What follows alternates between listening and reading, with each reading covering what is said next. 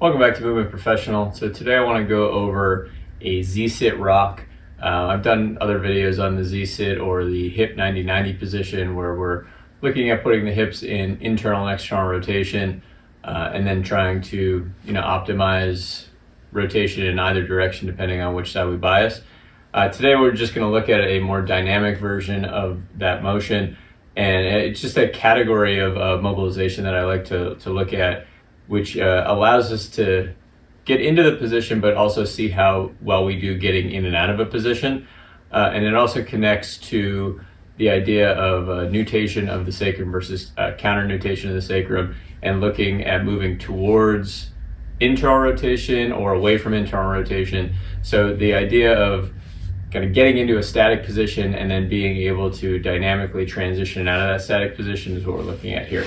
So we'll get into this 90-90 position first. So the starting position of the legs, at least, is going to be 90 degrees at the knees, 90 degrees at the ankles, or just pull the toes up as much as you can, create dorsiflexion as much as you can.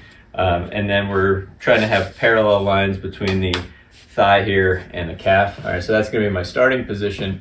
And then what I want to do from a rocking perspective, if this leg right now is set into an externally rotated position, but I want to actually hinge my body forward. So depending on how stable and how mobile you are here, you'll be able to assess a lot of things. If I have to use my hands to help guide me, then I don't have quite as much mobility as if I would be able to do it more dynamically. So it's a nice way to actually look at a warm-up, because if I need a little bit more hand support at first, and then eventually I don't need as much hand support, it tells me my mobility is improving a little bit, or I'm getting a little bit more warmed up. And it connects the idea of joint space or joint motion with midline stability and strength, and how easy is it for me to get in and out of these positions. So the first thing I want to do is I want to hinge over this front leg.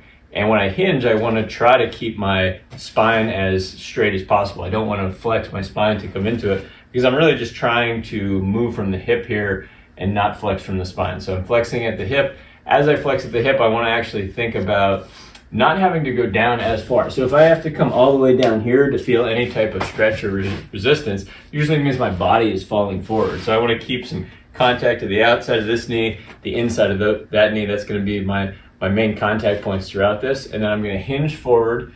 And then the goal is when I come up, I want to try to return to as much of a vertical posture as I can, head over rib cage over pelvis. Now I may need a little bit of hand support to help. So I like to use these fingertips to try to be like little stays to try to help keep me up. And then I'm going to try to turn back towards this back leg while I keep this knee heavy, and even try to suck my knee towards the groin to help me turn back to this side. So I'm working now on internal rotation on this side. The more I'm able to turn away, and external rotation on this side, I can actually use this hip to help push me more to the left side.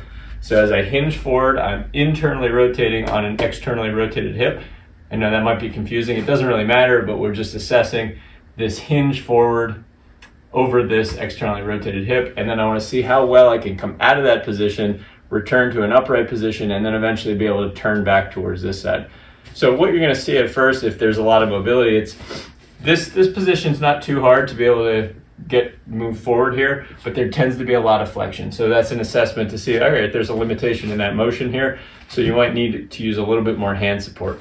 So we start with as much hand support as we need. I like to go wider with the arms as opposed to more flexed with the arms, because that tends to bring more of a compressed posture. So you can think wide arms, chest up, eyes forward, hinging here, and almost like I'm trying to pull my right back pocket backwards as I go forward. I'll feel this stretch in the right back pocket right there. Again, I don't want to have to go farther to feel that stretch. If I feel it earlier, it tells me I'm in a better position there. And then when I come up, I just want to get tall. I don't want to lose the outside of this knee contact, and I want to get heavier into the inside of the knee.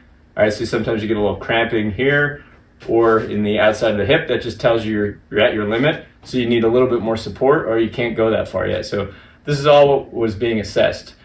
There's a little bit of stretching that you'll feel, typically the right back pocket, but a lot of this mobility does not feel like stretching. It just feels like you can either get to the position or you can't, or you feel some type of block in being able to get to that position. So hinging forward, trying to come up, and then I'm going to try to take the hand support away and make it more about my core stability, hinging forward, turning back. I might even put a hand here That helps me turn a little bit. It's a hamstring cue to think about pulling the knee to the groin to get me to turn a little bit more. I want to stay as upright as I can. All right, and then I would look at the other side and do the same thing. So hinging forward, getting as upright as I can, getting heavy through this knee. Not only am I staying heavy through this outside knee, but I'm using it to push me a little bit more to the right side in this case. All right, so that would be my Z-sit rock that I'm using to assess mobility. And it's an ongoing process. So it can start as something that doesn't feel very smooth at all, but as that rocking motion gets better and you get to more upright with less resistance, it tells you that you're doing something right. Hopefully that makes sense. If you have any questions, you can go to movementprofessional.com. I'll see you next time.